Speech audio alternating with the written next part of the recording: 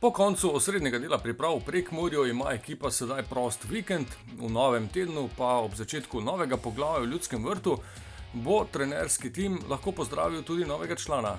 Ekipi Anteja Šimundže se bo pridružil poljski nadarjen vezist, ki je v 2-milijonskem prestopu odšel iz Slask Wroclava k belgijskem Westerloju. Zdaj se bo iz Belgije preselil v Ljudski vrt. This is the most trophies club in the Slovenia. I think is for me is the best option, and I choose the Maribor. Karol Boris bo po dogovoru med kluboma v Vijoličnem na posoji do konca sezone, kljub mladosti pa želi igralec, ki velja za prihodnost poljskega nogometa, postati sedanjost mariborskega projekta. I'm a technical footballer and I like small games, small play.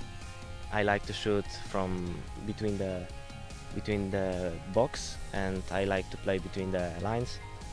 I'm number 10 or number 8.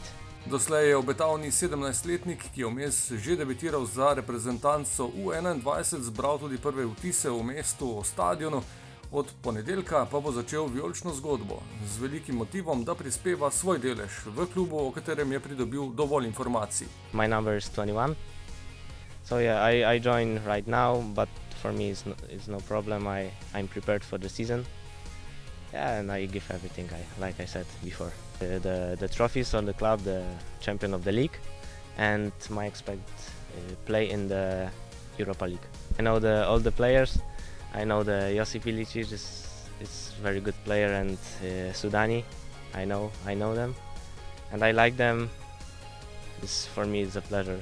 I can play with this kind of players. Yeah. Dobrodošel v Ljudskem vrtu, Karol Boris, z najboljšimi željami po dobrih igrah in uspešnem poglavju v karieri v Vijoličnem.